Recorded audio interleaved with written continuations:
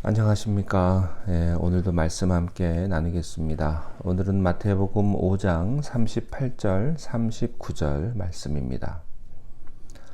또 눈은 눈으로 이는 이로 갚으라 하였다는 것을 너희가 들었으나 나는 너희에게 이르노니 악한 자를 대적하지 말라. 누구든지 내 오른 뺨을 치거든 왼편도 돌려대며. 아멘. 우리들이 누구를 막론하고요, 공통점으로 가지고 있는 또 하나의 아주 어려운 문제들이 있는데, 그것이 바로 복수에 대한 감정입니다. 보복에 대한 감정이죠. 복수의 감정이란 죄인인 인간의 본능 중에 대표적인 감정에 속합니다. 누군가 나에게 피해를 줬다고 생각했을 때, 내가 어떤 사람에 의해서 가해를 받았다고 생각했을 때, 비록 그것이 정당하던 정당하지 않던 간에 사람은 누구든지 보복하고 싶은 그런 충동을 느낍니다. 이 복수와 보복의 문제와 아울러 또 하나 생각해야 될 주제가 오늘 본문에서 사람들은 누구든지 자기 권리를 주장한다고 하는 사실입니다. 자기 권리 중요한 일이죠. 특권과 권리, 이것은 개인마다 참 중요한데, 그러나 이 특권과 권리만을 주장함으로써 생기는 문제를 예수님께서 말씀을 하십니다. 보복하고 복수하는 사회는 무섭고 잔인한 사회입니다. 자기의 특권과 권리만을 주장하는 사회는 살벌하고 무정하고 또 무자비한 사회로 변해버리고 맙니다. 우리가 살고 있는 이 시대에 미국이나 한국이나 이 두 가지 특징이 눈에 두드러지게 나타나는 것 같습니다. 정의라는 이름으로 행해지고 있는 복수와 보복의 감정이 우리 사회에 팽배해져 있죠. 좀 지나칠 정도로 복수한다, 보복한다 이렇게 하면 안 되니까 이것을 정의라는 이름으로 행하고 있습니다. 성경의 구약에 보면 복수의 원칙들이 있습니다. 이 율법의 말씀들을 바리새인과 서기관들은 또 자기들이 필요한 대로 교묘하게 해석하고 이용을 했습니다. 이것을 예수님이 지적을 해주신 거죠. 오늘 38절에 또 눈은 눈으로 이는 이로 갚으라 하였다는 것을 너희가 들었으나 이것은 구약의 말씀이죠. 그들이 인용한 것 자체가 잘못된 것이 아닙니다. 그들은 누구보다 율법을 잘 지킨다고 자부심을 가진 사람이었습니다. 그런데 문제가 있습니다. 이 문제를 알기 위해서 구약의 참된 의미와 정신을 우리가 좀 봐야 할 것 같습니다. 구약의 세 곳에 이 말씀이 있는데 출애굽기, 레위기, 또 신명기에 있습니다. 출애굽기 21장 23절부터 25절에 보면 그러나 다른 해가 있으면 값되 생명은 생명으로 눈은 눈으로 이는 이로 손은 손으로 발은 발로 데우는 것은 데움으로 상한 것은 상함으로 때린 것은 때림으로 갚을지니라. 이 철저하게 당한 만큼 갚으라 이런 말씀이죠. 레위기에 또한 이런 말씀이 있습니다. 24장 19절인데요. 사람이 만일 그 이웃을 상하였으면 그 행한 대로 그에게 행할 것이니 파상은 파상으로 눈은 눈으로 이는 이로 갚을지니라. 남에게 손상을 입힌 대로 그에게 그렇게 할 것이니라. 율법으로 이렇게 명령을 하는 겁니다. 참 무섭죠. 누가 내 눈을 빼버렸으면 나도 다른 사람의 눈을 뺄 수 있는 권리가 있는 겁니다. 또 내 이가 하나가 빠졌다면 누구 때문에? 그 사람에게 내가 그 사람의 이를 뺄 수 있는 권리가 있는 거예요. 그러니까 내가 다른 사람의 이를 빼려면 나중에 내 이가 빠질 각오를 해야 합니다. 이 법이 얼마나 무섭고 또 끔찍한 법입니까?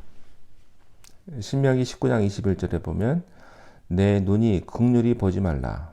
생명은 생명으로 눈은 눈으로 이는 이로 손은 손으로 발은 발로리라.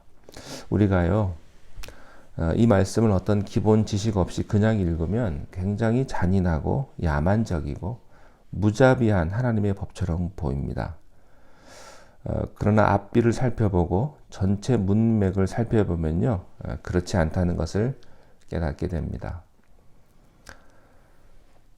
여기에는 두 가지 아주 중요한 기록된 목적이 있어요. 이혼을 할 때, 모세 때 이혼 증서를 써주는데요. 이것은 이혼 장려가 아닙니다. 이혼을 최대한 막으려고 하는 제한법입니다. 그렇게 함으로써 인권을 보호하고 하나님이 특별히 약한 여자를 보호할 수 있는 가장 자비의 법입니다.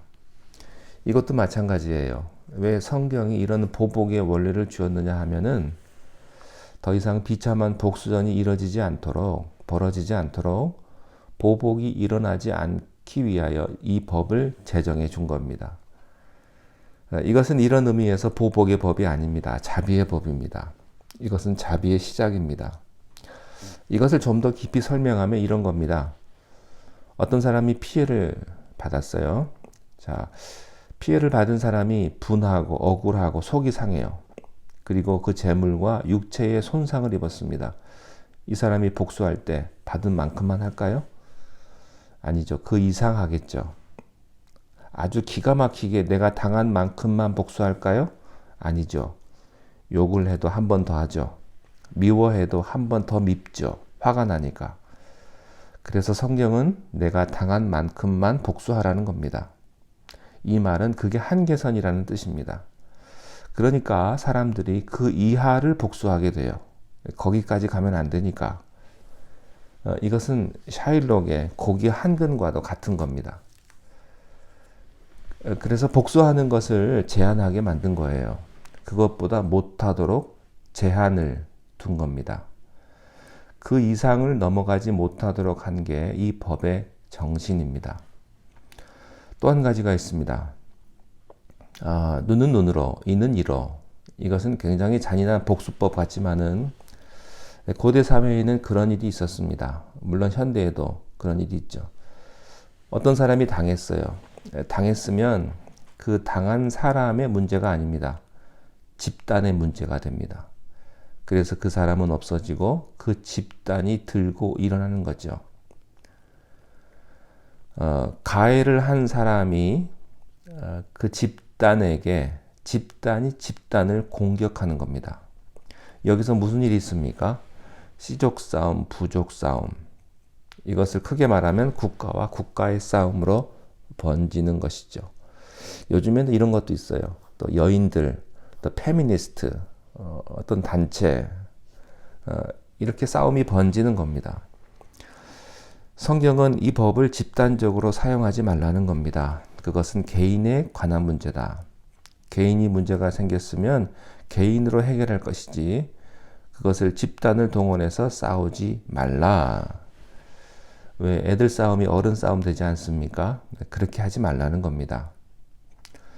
또 한 가지 중요한 정신이 이 법에 있습니다. 그것은 개인이 사사롭게 사용할 수 있는 것이 아니라는 거예요. 이것은 재판 때 소위 공의의 원리로 눈에는 눈, 이에는 이 원리로 준 것입니다. 법이 개인 하나만을 위해 주어지지 않습니다. 모든 사람을 위해서 주어졌죠. 그러므로 법이 공적으로 사용되지 아니하고 개인의 권력과 개인의 이익을 위해 사용된다면 거기에는 엄청난 문제가 발생을 합니다. 고대의 법은 일종의 보복법이에요. 이 똑같은 내용이 함무라비 법전에도 수록이 되어 있습니다. 그런데 똑같은 내용이 성경에 기록되어 있지만 성경이 기록되어 있는 것은요, 자비와 사랑입니다. 기록은 비슷하지만 그 정신은 근본적으로 차이가 있는 것을 발견합니다. 자, 그런데 이 법을 바리새인과 서기관들은 어떻게 사용을 했습니까? 그들은 사람이 복수하고 싶을 때 복수하도록 합리적인 법으로 사용해버린 것입니다.